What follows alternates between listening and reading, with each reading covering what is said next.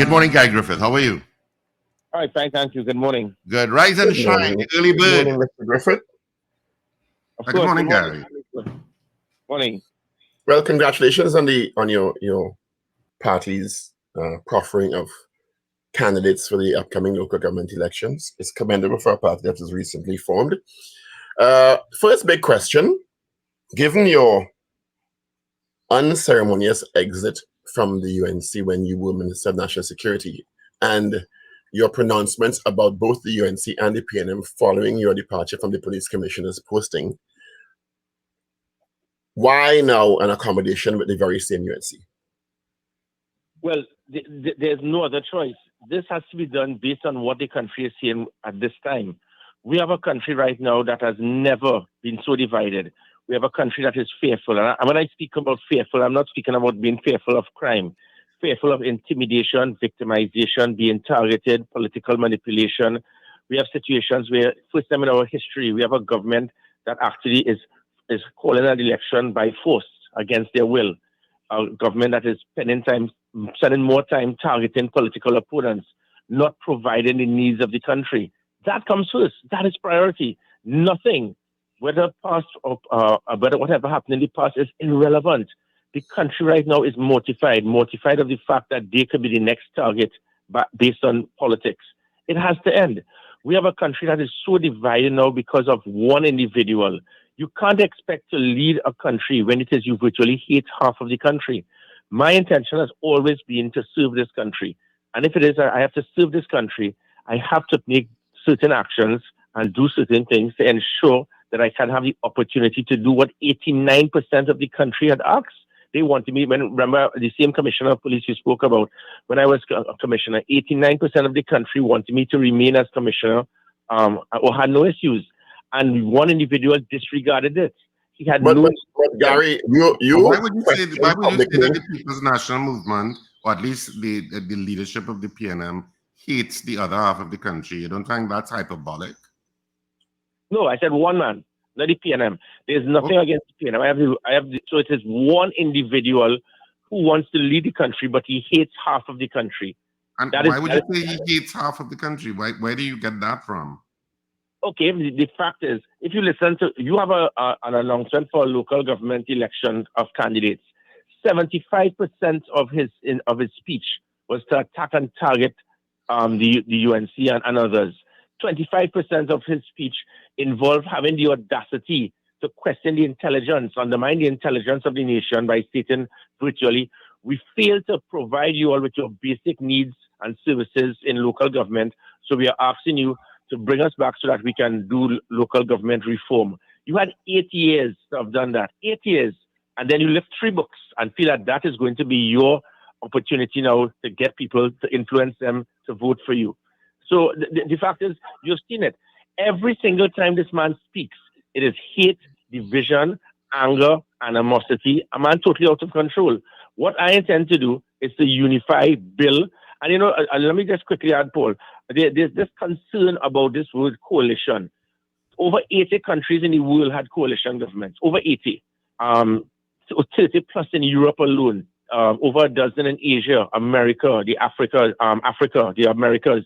And even here in Trinidad and Tobago, the fact is people are concerned about coalition governments here. But the worst governments we have seen is the one without a coalition, which is this present one.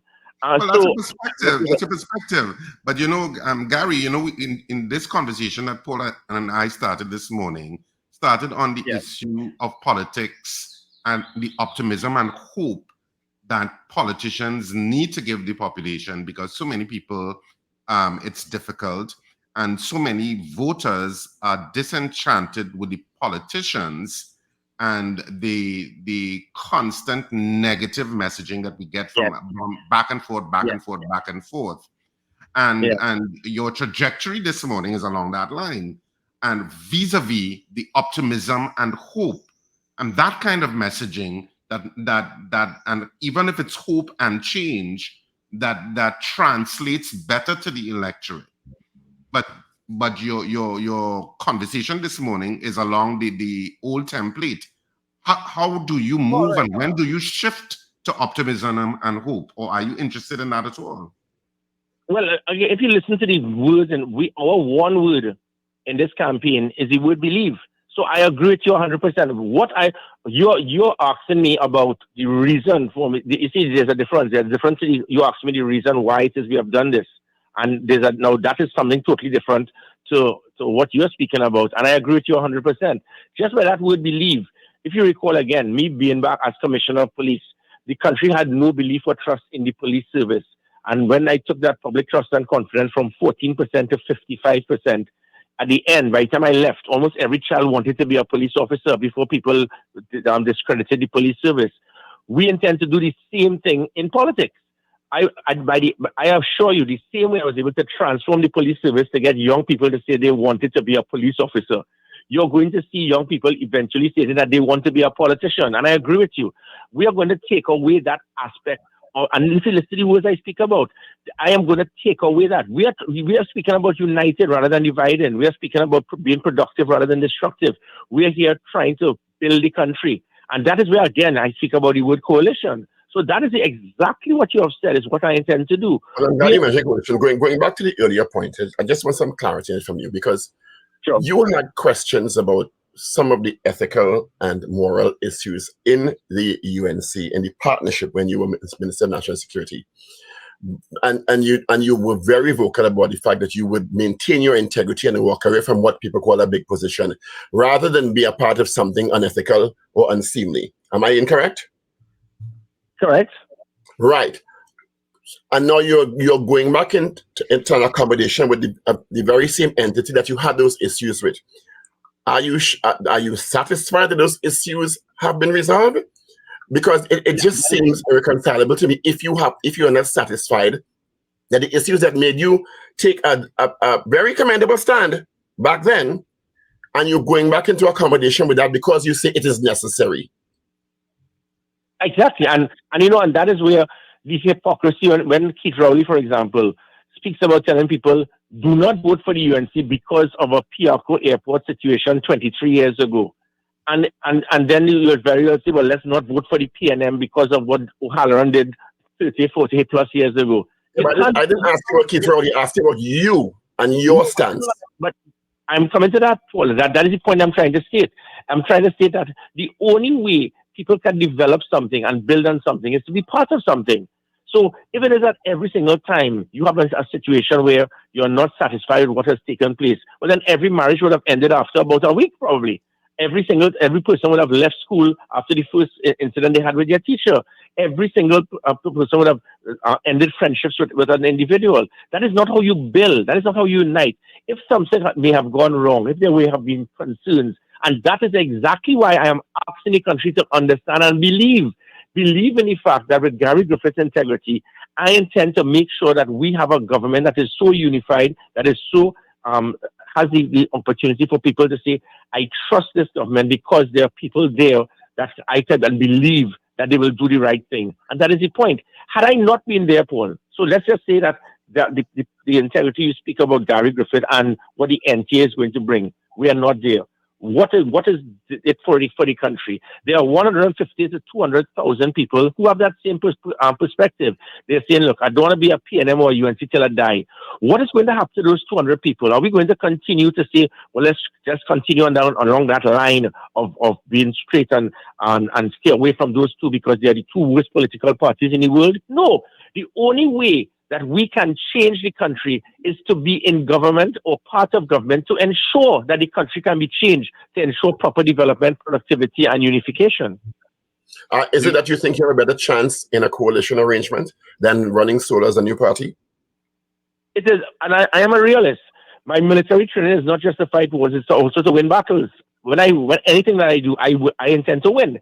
And the fact is not winning at all costs, but knowing what is required. There is that so-called bridge constituency started in 1981. They got 91,000 votes. 10 years later, it moved to 127,000 votes with the NAR. 16 years later, it went up to 147,000 votes with the COP. Probably now, 16 years later again, we've changed the initials. So whether you change it to ONR, NAR, COP, NTA, in probably 10 years, there might be another set of letters. The fact is that bridge constituency would continue to increase But at the end of the day, because of the strong base that both political parties hold, it is always going to be very difficult. The point, however, again, doing the maths based on basic strategy, every single time in the history of Trinidad and Tobago that a coalition takes place, the PNM is defeated. In 1986, in 1995, in 2010 general, and 2010 local government. Every single time there's no coalition, the PNM wins, other than one occasion, and that lasted a few months. So the maths is there. It means that, and what I'm doing is I'm going to have discussions with the Congress of the People, HOPE, the MSJ, and the other political parties, and let them become part of this, not working under us or for us, but with us. And that is the type of unification I speak about. And that unification, working hand in hand with the United National Congress, is going to ensure for the first time this country is going to see something similar to 1986. 1983 local government election was a foundation when the ONR realized after 1991 what needed to be done. And it built the foundation for arguably the best time this country has ever seen the country so unified. What happened after is something different. But I give the assurance that this time, what you're going to see of that 1986 concept of that NAR is what this country wants. This country needs unification, and I intend to be the catalyst to assist in providing that. Do you think that the accommodation with the UNC helps or hurts the NTA's brand? Well, you can never please everyone, Steve. I mean, if it is that, as I said, you have 200,000 persons who are neither UNC nor PNM, you'll probably get 20 or 30,000 say, well, I don't care. You're going to get probably 150 saying, listen, we have to get the PNM out. You're going to get 30,000 say, yeah, anything that could get us in government because I'm an opportunist. Everybody will have different personalities, different views, different opinions. The fact is that whatever fallout you're going to get, the vast majority of that bridge constituency is going to say, we want whatever it is required to remove this government. Also remove, I said, the one individual. And this, again, I want to continue. There's nothing against the PNM. I have high regard for the People's National Movement, just as I do for the UNC. What I find is disappointing is people smear a whole party based on an individual. The Patrick Manning's PNM, you saw what Patrick Manning would have done. He left a legacy. The legacy we are seeing here is that one man continues to cause division, hatred, bitterness, and I intend to do just the opposite. So obviously there would be few people that would have been part of it, and there have been many now. I have been bombarded with calls. I mean, thousands of persons have stated, yeah, now we're willing to come on board, because there are people who did not want to come on board because they figured that bridge constituency could never get anywhere. So there would be people who will want it to happen. There will be a few who would not. The end result is this is giving the assurance that there's going to be success. Two-part question. One, what factors drove which areas your party is contesting versus the UNC? And two, are you going to be appearing in those areas jointly with the UNC? Because I heard Mrs. Pasabi said last night, said the UNC flag will be flying in all, Yeah, well, what she spoke about was to ensure that the UNC remains as a national party. And so the UNC would obviously have candidates in all of the corporations. In the regions, the NTA, we would be putting focus on six locations, six corporations, whether it's boroughs / corporations, Diego Martin, Port of Spain, Samuel Laventil, Tunapuna, Arima, and Point Fortin. So it is spread right across, and the corporations that the UNC presently holds, we will not be in it. Now, it is only because of the situations with the alderman. You recall in 2010, when there was the local government election, the Congress of the People had 51 of those 139 on seats. Isn't that the NTA is contesting the corporations presently controlled by the PNM only? Yes, correct. Except for San Fernando. And again, there's a reason for that, because of the alderman situation. But again, as I stated, that I intend to walk with two of those seats are presently held by the PNM by just a and that is what I intend to do. I will walk with those two candidates to ensure that seat is that corporation is taken away from the PNM. How do you also reconcile the issue of Jack Warner's ILP, given Jack Warner's legal issues and the issues that you've spoken about in the past, walking with the the coalition. I can call it that, if you can call it that. But that's what it is. And Gavin Nicholas says MND. Are you comfortable with that, given the issues?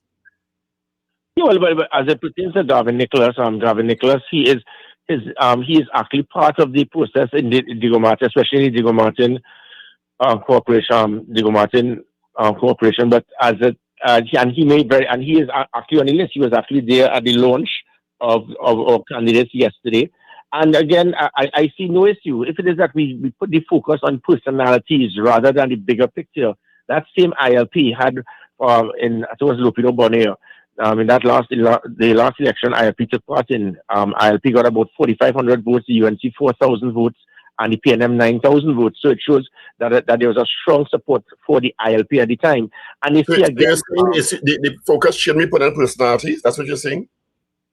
Well, yeah, but at the end of the day, that is how our politics is, definitely. But my point being is that if it is that you have a situation where there are a vast majority of persons who are part of a political party, right? We do not actually even know if Jack Warner is going to be leading the ILP, or if Jack Warner is in the political fray. So this is even a point that we can't even discuss at the time. We do not even know the situation involving Jack Warner. As I know, Jack Warner is the political leader of the ILP. Has that I don't changed? think so. I don't think so. It's not? Okay, well, I stand to be corrected. Yeah. So that's what I'm saying, because I know nothing about it. You're saying that we shouldn't be putting the focus on personalities, but you've put a lot of focus on Dr. Rowley.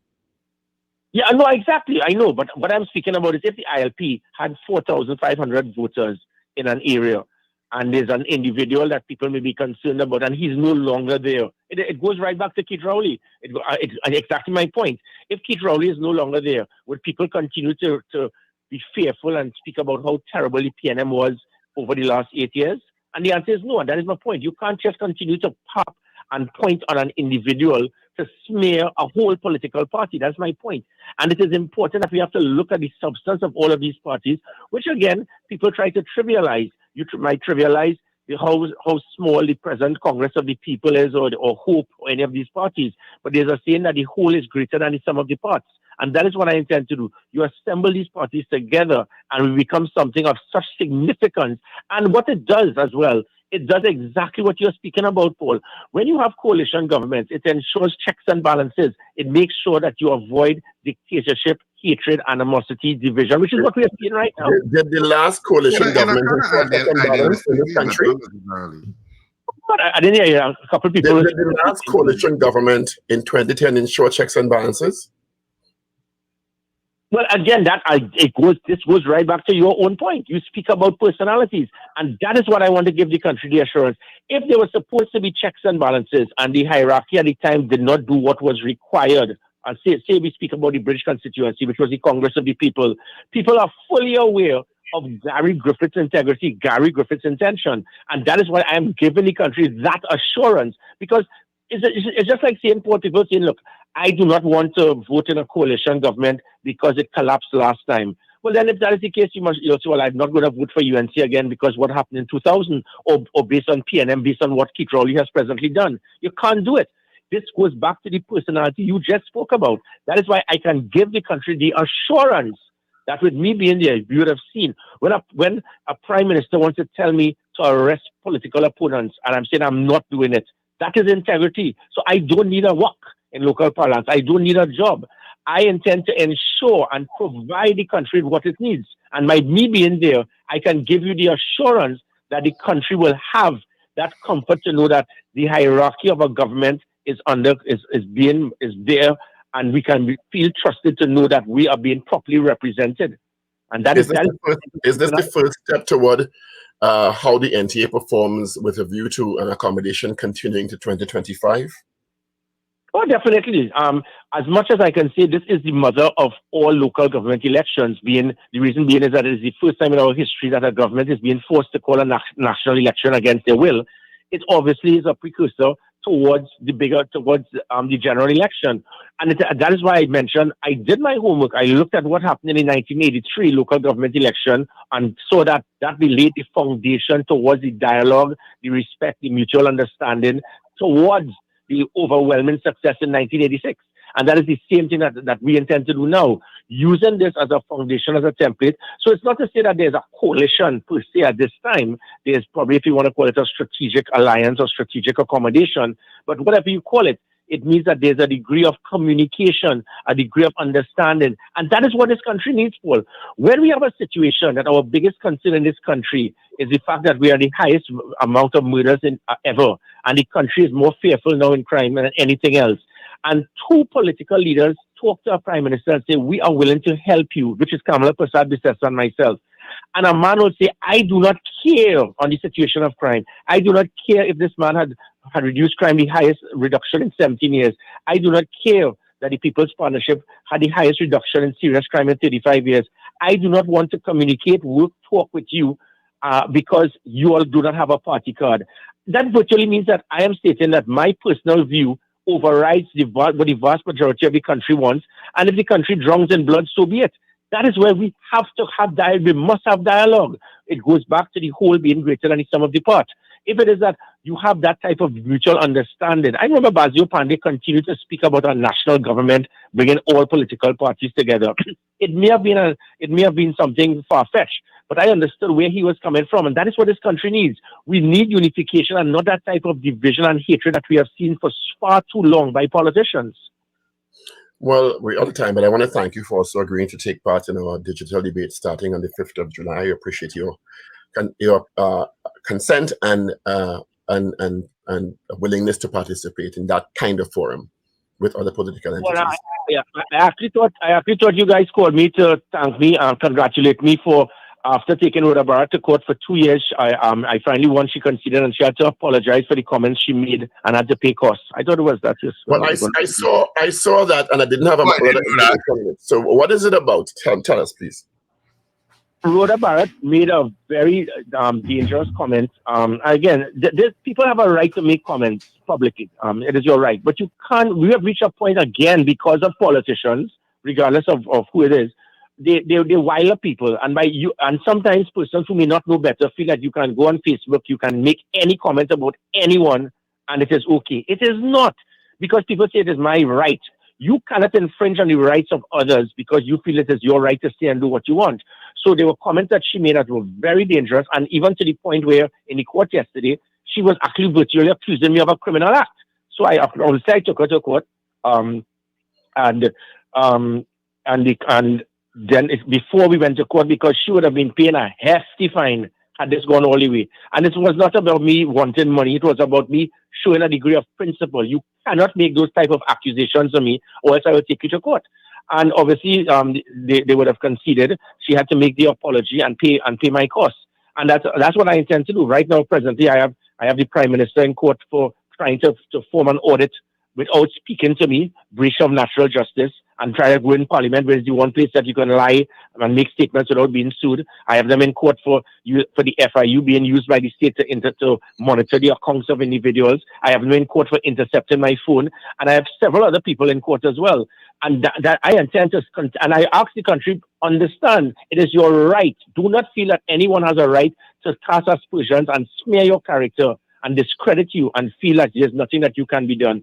The justice system in this country, it continues to work well. It's the one thing that I see that at least there's hope for, where it cannot be politically manipulated. Gary, thanks so much for being with us this morning. Yes.